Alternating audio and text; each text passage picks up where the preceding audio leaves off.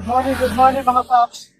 Nandito ako kayo sa paanan ng paakyat ng Cagayan Tunnel. Time check muna tayo, 8:10. Umalis kami sa bahay, siguro 4:45 na.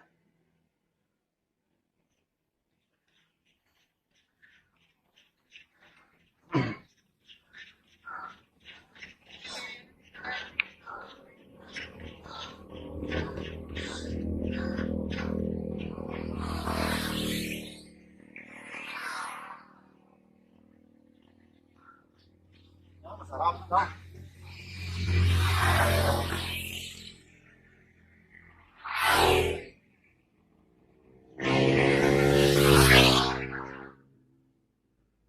Sabi ng siklista, ito masarap.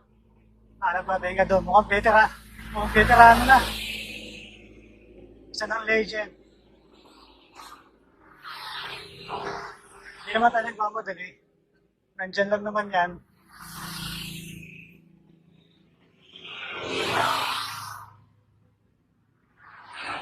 Linggo ngayon, wala naman tayong nahabol ng oras. Kaya okay lang.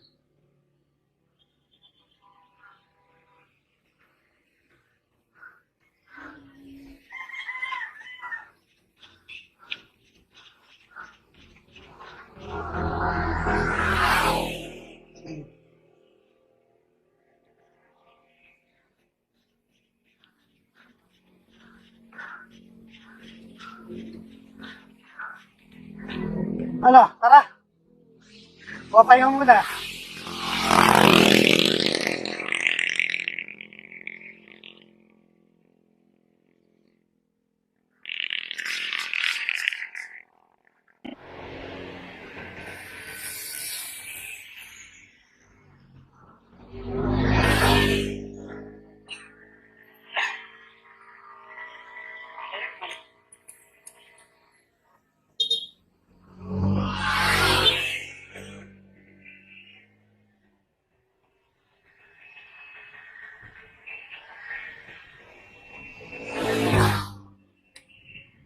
Yung kalsada nito, pwede ko ikumpara dun sa may Los Baños, Laguna, yung dadaan kas mismo sa may magnetic hill nila.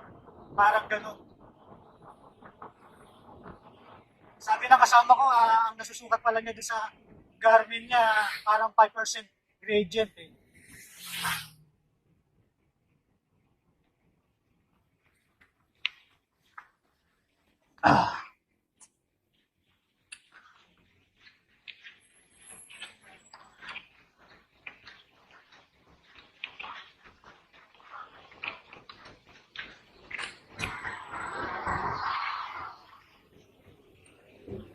Ang dami nagpapahinga ng mga siklista doon.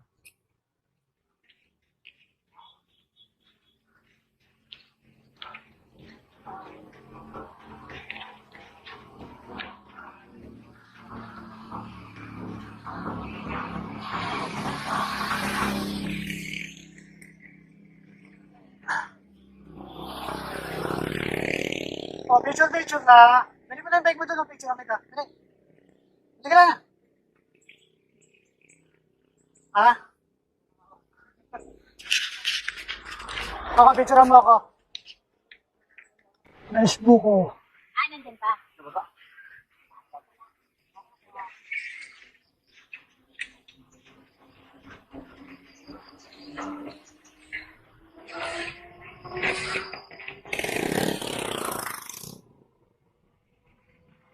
Pwede ba puro lusong na lang? Huwag yung ahon. Nakakapagod yung puro ahon. Dapat maganda puro lusong. Morning!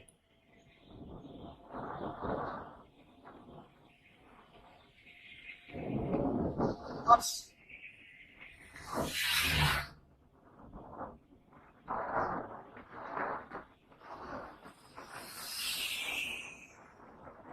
Morning!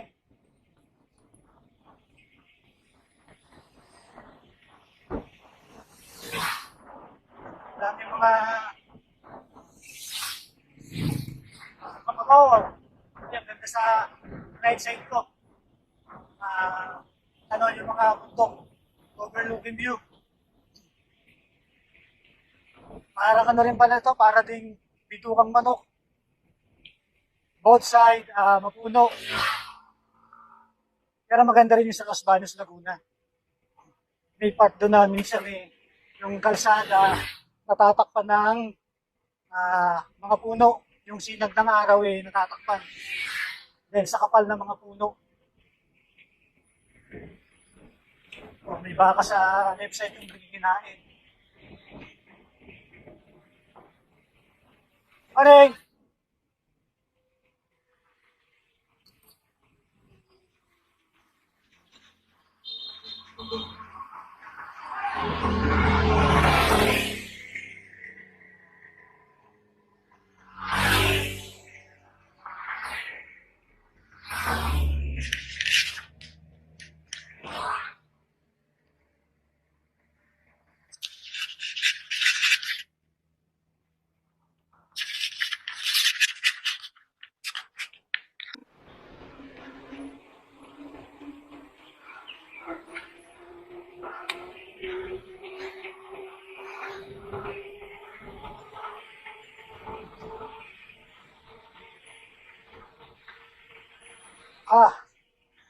Sarap ng hangin.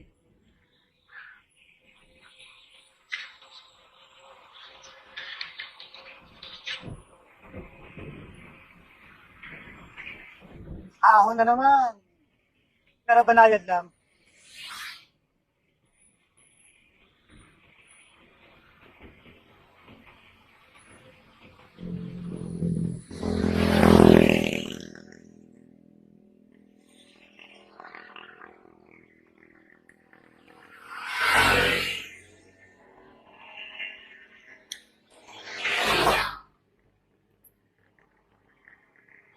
Ang layo ng agwat namin ng kasama ko. Ayun siya. Sa, unang-una. Sa siklis lang natatanaw. Natatanaw ko.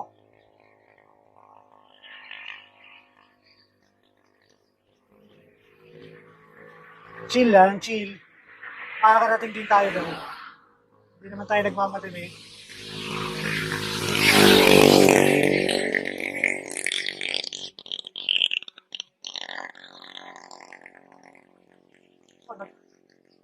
Nagpahinga yung kasama ko.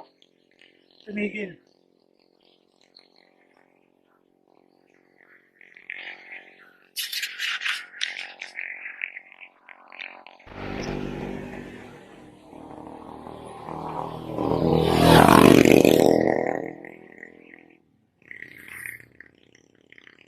Pahinga muna. Pahinga muna tayo. Yeah.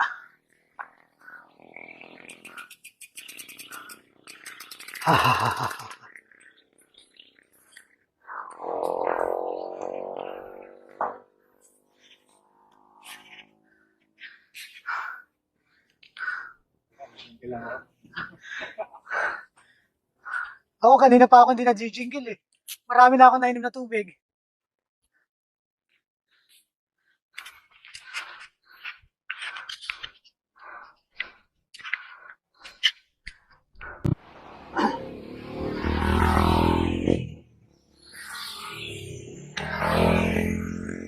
Lusong na daw. Sabi ng kasama ko tapos tibyang na. Pinag-iingat daw ako. Chill lang tayo, chill lang. Dahil marami naman tayong kasabay ng mga 4-wheel, 2 wheels. Kaya kailangan siyempre may konting pag-iingat tayo. Hindi natin pwedeng makipagsabayan sa kanila. Bago ako umalis pala ng bahay kanina, nagpalit ako ng brake pads. Yung bago. Tinesting ko na rin. Bala ko siyang gawa ng panibagong video. Ito yung tinatawag na tamang tipid. Bumili ako ng brake pads na nagkakahalagang 22 pesos ang isang pares. Sa Shopee ko lang ito binili. Tinesting ko kung good ba. Nung una, sinalpa ko na dito sa gamit ng bisikleta. Ito yung bike touring na ginagamit ko na Trins.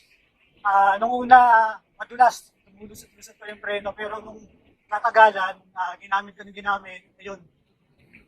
Nung naputputa siya, yun, kumapit na.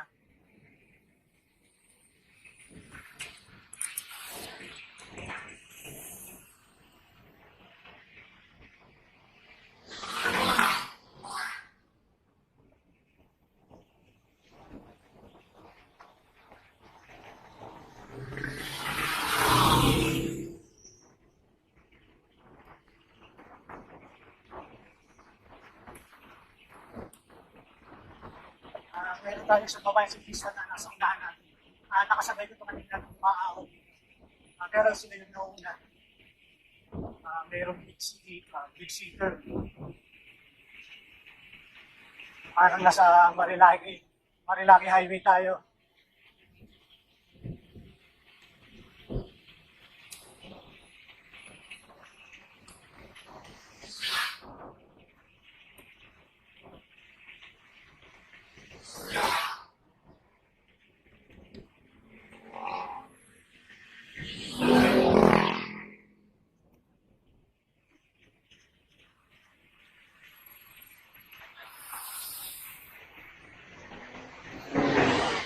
Ayun, no? Kaya kailangan may konting pag-iingat tayo dahil marami tayong kasabay na sasakyan.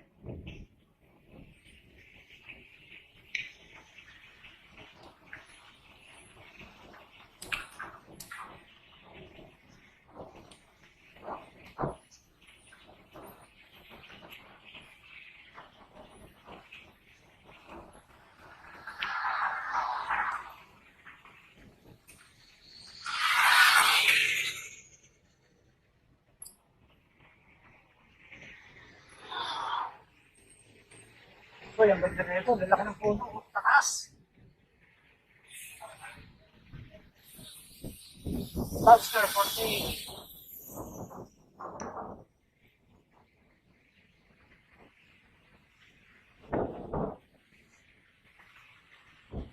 Ang haba na linusong natin. Mahaba din aaunin natin mamaya.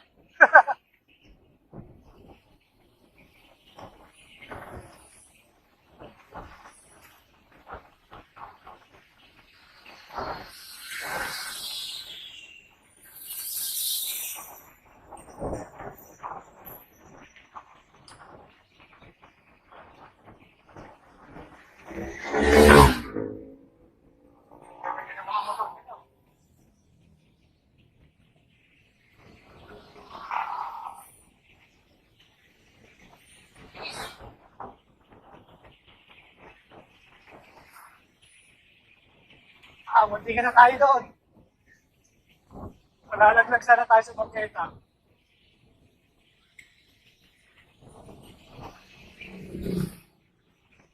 Haba ng luso.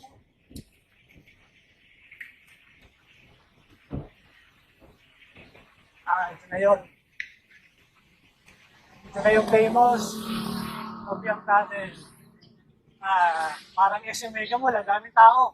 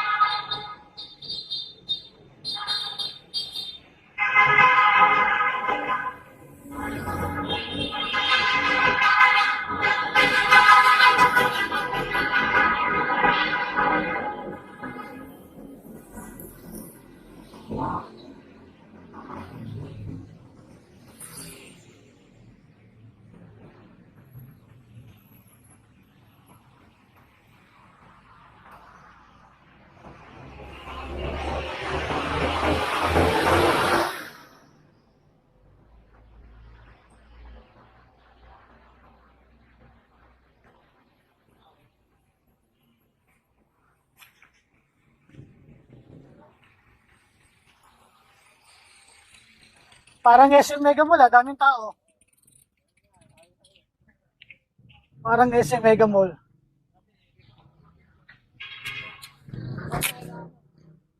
Oo. O dyan na lang tayo magpapicture.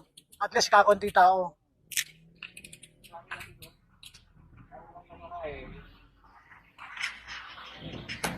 No, nung una nag-aalangan ako. Pumasok ko lang bakit? Walang ilaw yung likuran ko eh. Baka bigla na lang may dumikit na mabilis eh. Hindi natin alam eh.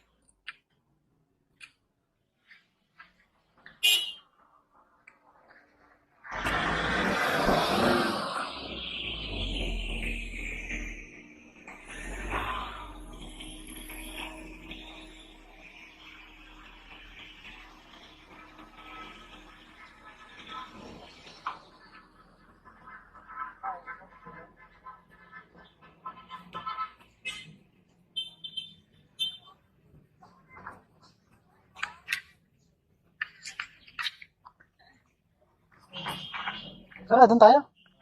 Hindi, sa gilid. After so many years, nakarating na rin kami.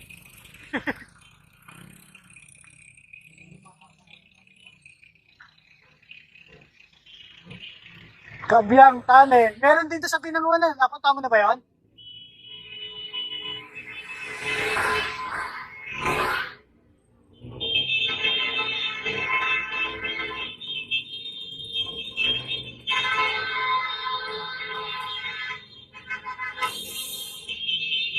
Kaya na nakakatakot.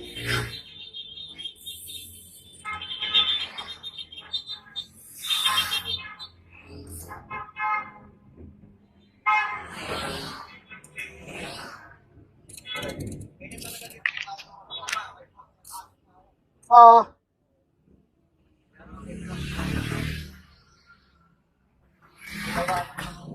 Panuhan pa ni Marcos yan, di ba?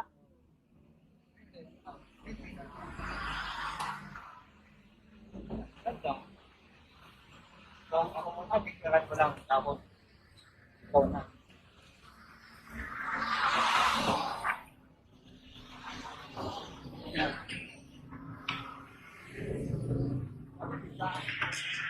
Yan.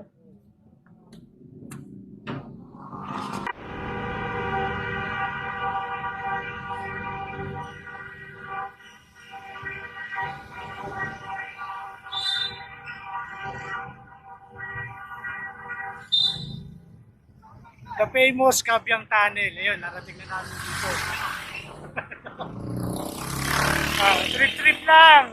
Chill-chill lang. Yung mga dumadaan na sasakyan dito sa loob, ang iingay nila, binubusunayahan nila yung mga makakasasalubong na siguro biglang babala na rin yun.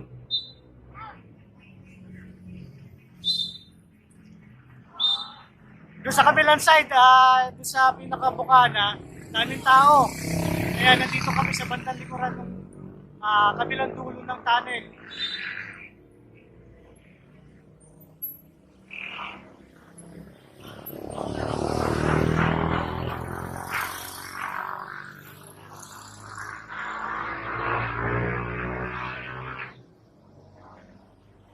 Sabi ko doon sa kasama ko, bakit pupunta pa tayong kabilang ng tunnel?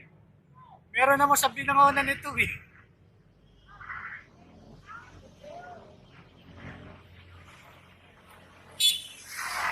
Ayan. Maya-maya lang konti, uwi na kami. Hi, Faith! Andito na kami, nakarating na sa Kabyang Tunnel. Pahinga lang ng konti, maya-maya uwi na rin kami.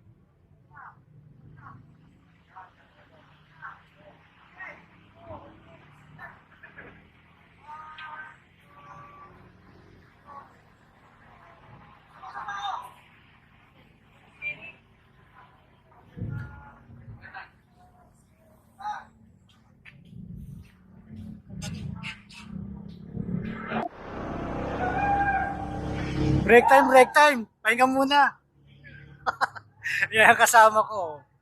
Taga Pasig. Si Louie. Hi, Faith! Andito na kami. Nakarating na kami sa Kabyang Tunnel. Ayan yung tunnel na tinutukoy ko. Hindi yung tunnel sa Binangonan. Ayan. Andito kami sa gilid. Ayan, nagpapahinga.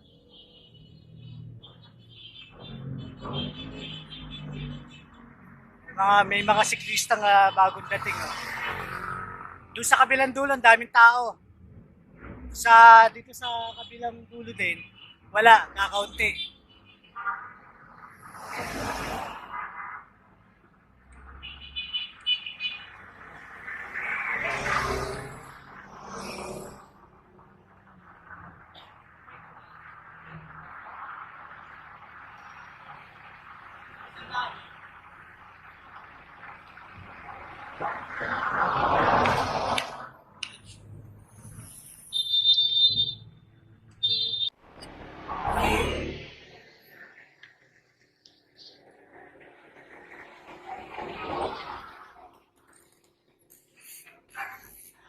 Bigla ako nang hina nung makita ko yung aahunin natin.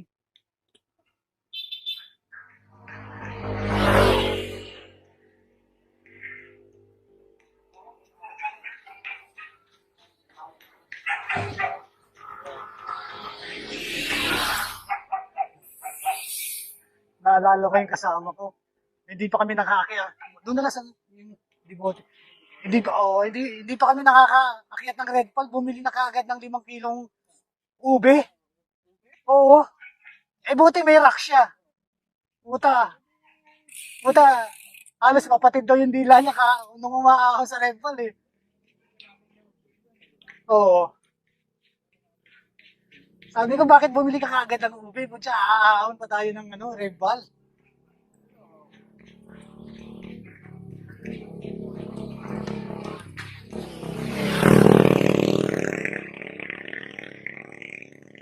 Pauwi na kami. Ayan. Bigla ako nang bigla ako nang lambot nung makita ko yung ahahuni namin. Pabalik.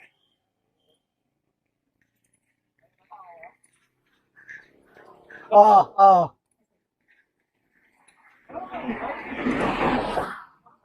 Dito sa gilid? Oo.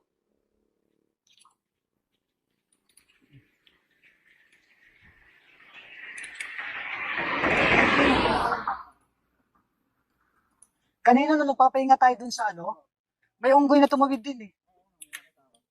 Malayo nga. Oo, malayo siya.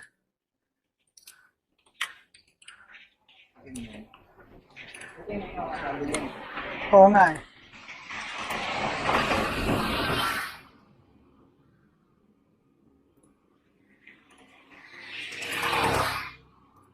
Dito pala dumadaan na bus na nasugbo. Oo.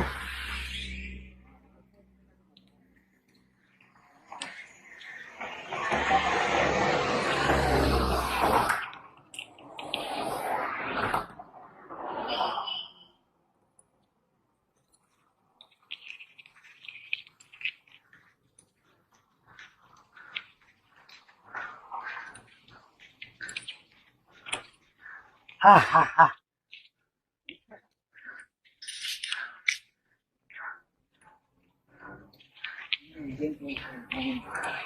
Ilan? 12.9 gradient.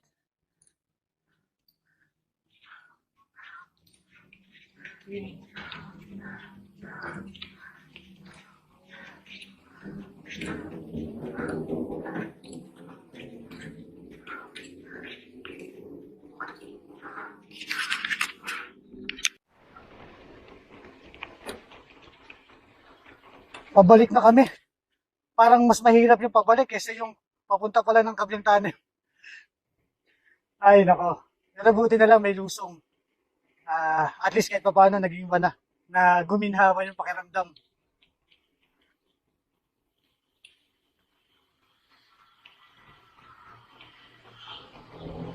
Naghahanap kami ng bukustan. Pero marami na kami nadaanan dito eh. Hihinto kami. Iinom muna kami ng buko para ma-refresh ang aming pakiramdam.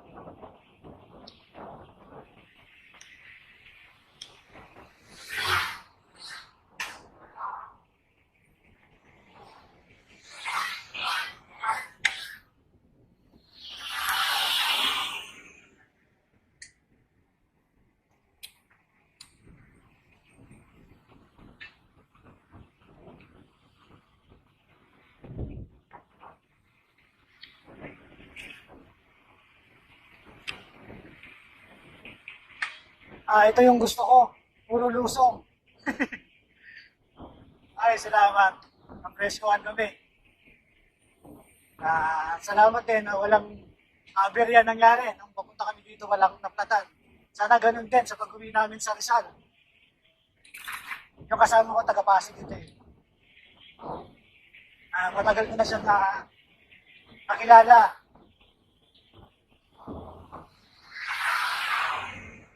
Pero 2 beses na rin kaming magkasama na ito na nag-long ride.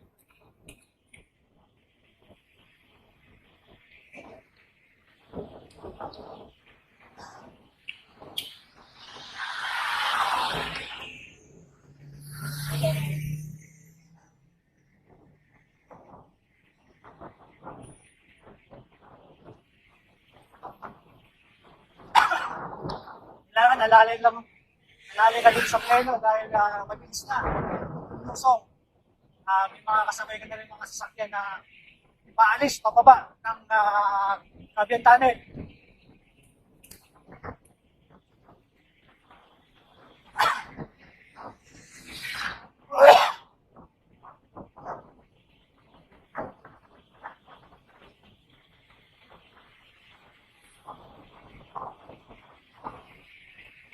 Dito rin pala dumadaan na yung bus na diretsong nasugpo, Batangas. Ngayon ko lang pinalaman.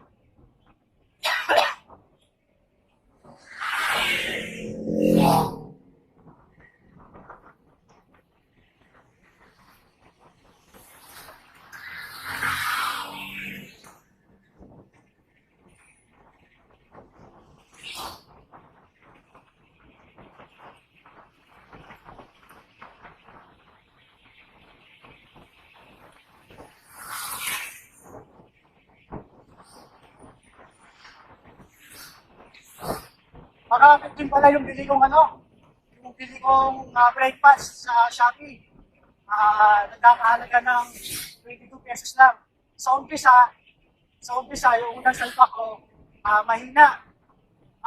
Nung ginamit mga siguro 40 minutes nung ginagamit kong bike, talagang sinasagad ko yung pag-press ng aking brake lever. Ayun, kumapit ko yung preno.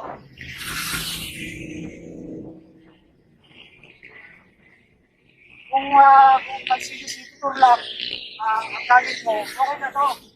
Halagang 22 pesos, malakas na rin yung preno mo. Pero kung nag-enduro ka, bumili ka na lang ng mas branded para safe tayo dyan. Pero kung mga city tour lang, okay na to. Tamang tipid. Ayun yung kasama ko, ang layo ng distansya namin sa isa't isa.